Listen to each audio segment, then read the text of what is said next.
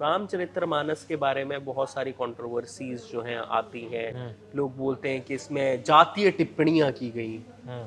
तो आप अपना व्यू पॉइंट बताइए कि क्या उसमें सच में ऐसा कुछ हुआ है? मैं आपको एक फैक्ट बताना चाहता हूँ। शब्दों को नहीं समझा लोगों ने। गोस्वामी तुलसीदास को जातिवादी बताया, क्यों? क्योंकि शब्दों को नहीं समझा। जी। जैसे एक चौपाई आती है, राम दुआरे तुम रखवारे होत न आज्ञा बिन पैसारे।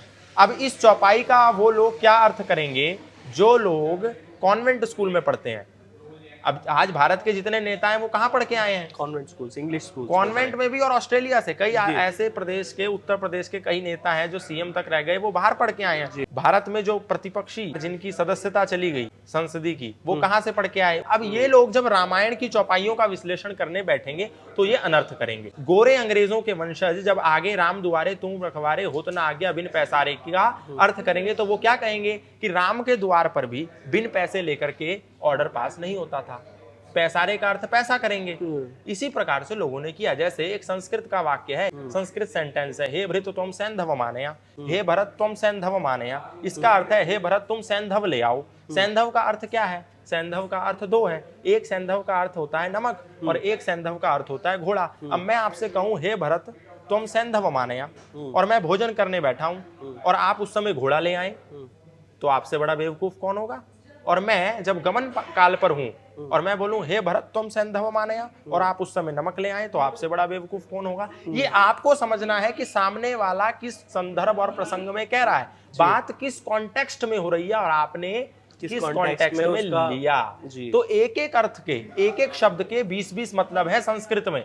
जैसे गौ शब्द है, अब किसी से पूछो गौ शब्द का क्या मतलब है, तो सामान्य व्यक्ति की जितनी सोच है बोलेगा गौ मतलब गाय। लेकिन गौ मतलब इंद्री भी है, गौ मतलब पृथ्वी भी है, गौ मतलब गायें भी है।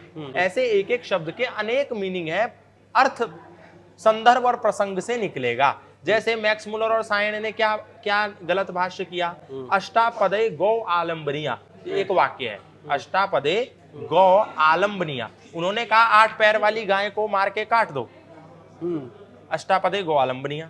लेकिन उसका सही अर्थ क्या किया महर्षि दयानंद ने? उन्होंने कहा अष्टापदे का मतलब यहाँ 8 पैर नहीं है, अष्ट मतलब 8, पद मतलब पैर नहीं, पद मतलब विभक्ति। संस्कृत में कितनी विभक्ति है? 8। और गौ मतलब वाणी, गौ मतलब गाय नहीं। तो जो व्यक्ति 8 विभक्ति वाली वाणी बोलता है वो व्यक्ति की भाषा उत्कृष्ट होती है। ये है इसका अर्थ। ये नहीं है कि 8 पैर की गाय को मार करके काट दो। जैसे आप जब फ्यूचर टेंस का प्रयोग करना है तो आप पास्ट का नहीं कर सकते, प्रेजेंट में आप फ्यूचर का नहीं कर सकते। जी बिल्कुल। एक पूरा ऑर्डर सेट है ना जी, first form, second form, third form. तो इसीलिए उस मंत्र का अर्थ है कि संस्कृत में जो 8 विभक्ति हैं उस भाषा को जो बोलता है वो भाषा उत्कृष्ट होती है। जी। अब ये लोगों ने नहीं समझा, संदर्भ और प्रसंग को ना समझने के कारण इस प्रकार की चीजें करी, इस प्रकार की त्रुटियां करी और बोला कि स्त्री शूद्रो न धीयताम। अब ये आपको बोलेगा कोई स्त्री शूद्रो न धीयताम, स्त्री और शूद्रों को पढ़ने का अधिकार नहीं है। जो पढ़ ले तो उसके कान में कांच पिघला करके और डाल दो, जो सुन ले शूद्र तो उसके कान में खौलता हुआ तेल डाल दो, जो देख ले वेदों को तो उसकी आंखें फोड़ दो। लेकिन उनको ये नहीं बताया गया कि इसका रेफरेंस कहाँ है भैया। स्त्री शूद्रो न धीयताम कौन से दर्शन में है, स्त्री शूद्रो न धीयताम कौन से उपनिषद में है, स्त्री शूद्रो न धीयताम कौन से वेद में है, कौन से उपवेद में है, कौन से वेदांग में है, बताओ तो। किसी को नहीं पता। जबकि यजुर्वेद के 26वें अध्याय के 2य मंत्र में क्या आ रहा है, यथेमाम वाचम कल्याणी मां वदानी जनेभ्यः ब्रह्मराजन्याभ्याम शूद्राय च आर्याय च स्वाय चारणाय च। परमात्मा कह रहे हैं मैंने इस कल्याणी वाणी वेद का उपदेश प्रत्येक मानव मात्र के लिए किया है।